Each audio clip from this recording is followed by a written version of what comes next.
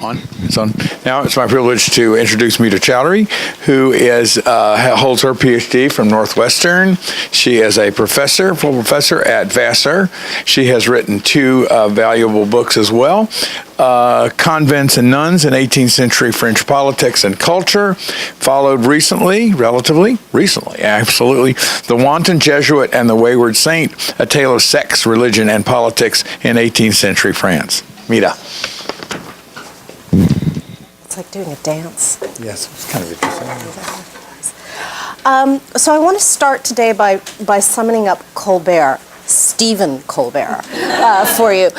Stephen Colbert has a segment he now has in his late night show, Midnight Confessions. I don't know if you're familiar. And it places Colbert behind a grill where he confesses his various sins to the audience. And so, for example, his absolute outrage at people who confuse sci-fi and fantasy, for those of you who know his obsession with the Lord of the Rings, or his absolute love of The Notebook. The segment always ends where he asks the audience to forgive him, and the audience in unison says, "We forgive you." They absolve him. So you might say, okay, what does this little moment of modern contemporary humor have to do with the 18th century? If you think about this segment, what Colbert has done is it's clear that the confession is something that is private, okay? And the humor in this, of course, is that it is, in fact, the public that is absolving him. So it's that public-private dichotomy that I want to bring into thinking about the 18th century and kind of question. Now, recent historiography has shown that early modern confession and early modern often involved rigorous introspection. And at the center of that introspection was often the male cleric. Although the cleric's presence upheld the authority of the church, this focus on the interior suggests, as Moshe Slavovsky and Charlie Coleman have argued, that modern subjectivity also had its roots in spiritual introspection. There's a lot of value to these conclusions, and they've certainly formed parts of my work on the Girard-Carrière case. But I would also say it suggests a series of problematic dichotomies. If religious interiority is equated with modernity, then is the outward expression of faith strictly linked to the pre-modern? Okay, certainly, religious processions or mystery plays have their roots in the Middle Ages as vehicles for affirming the community of believers. But I would say that this kind of external manifestation was not just a thing of the past, but had its own dynamic in the 18th century. And moreover, that religious expressions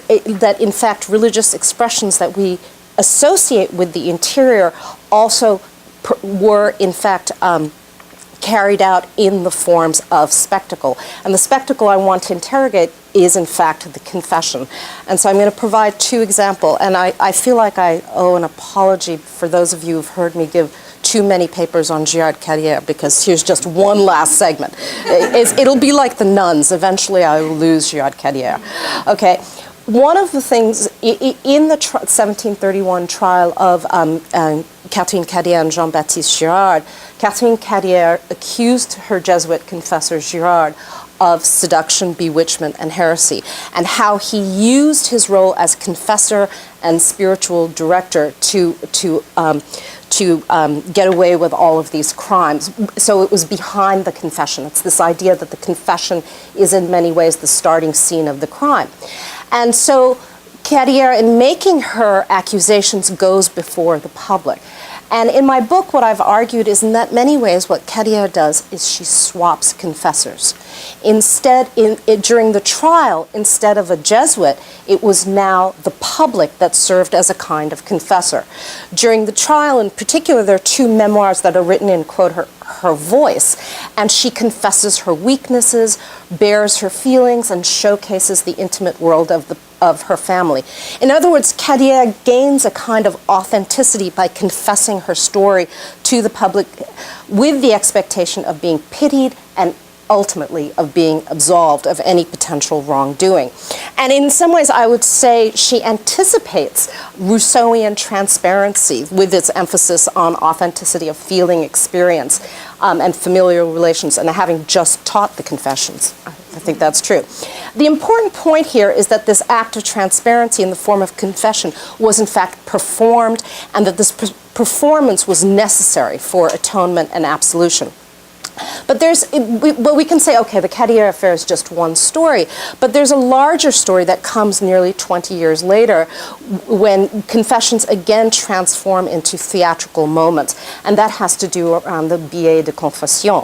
And as most of you know, this is the point where a dying believer was asked to sign a document affirming that their confessor had in fact sworn to uphold unigenesis, and the consequence, if they refused to do so, was of course that they would die without receiving confession and the last rites. One of the most famous episodes of this was the death of and funeral of Charles Coffin in June of 1749. He is denied the sacraments, and Edmond Barbier notes that at his funeral 4,000 people came to pay their respects, and they bore witness to his piety and his fidelity to his conscience, and in many ways they formed a protest against the billet de confession. And what's important here is that the story of Coffin, of course, gets repeated, and similar stories are in some ways, I would say, get restaged and made into spectacle in the pages of Les Nouvelles Ecclésiastiques. Okay? Now, certainly we know of these stories around the kind of political story of unigenesis and Jansenism. But here I want to pay attention to, because these are also moments that have to do with conscience and context and confession. In other words, with the interior. And these are moments where that kind of interiority, in fact, is being staged. And so, in fact, even in this, we're seeing confession take a kind of theatrical element where the presence of the crowd authenticates the individual, even when that individual has been denied, wrongfully denied confession. And what ties my two examples together is that they take place at critical moments in which clerical authority was being contested. And it's in these theatrical moments that the public, and not the clergy, gave legitimacy to inner authenticity of the penitent. So what are the questions we might pursue? And I came up with this morning, so please be patient. I was talking to Lynn Mollenauer, and she made a very, very astute observation that Christianity, in its essence, is about the inward state. But there is a way in which the Christian is always seeking some kind of outward authentication of that inward state. And so, as my mind was drifting, I thought of Judith Butler. And in summary, crude, brief summary, Judith Butler, as some of you know, argues that gender identity is constructed when an individual performs gender over and over again, and it gets internalized and sedimented.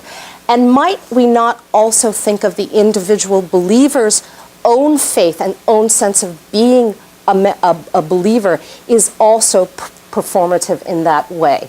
That in fact it's this repetition of certain kinds of words, certain kinds of behavior that then gives the inner sense of being a Christian. And in that, I want to think about something like confessional manuals, okay? Confessional manuals were about the emphasis of an introspective faith, but they also provided a script in which there are two roles, the role of the penitent and the confessor.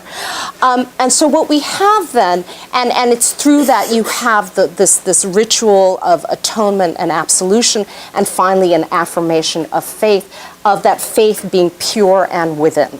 Okay, so what happens then in the 18th century, particularly around these very spectacular moments of within Jansenist controversies, is that these attacks on clerical authority, even within the closed and so-called private confines of the confession, and so we raise this question of then who will affirm that interior self, okay?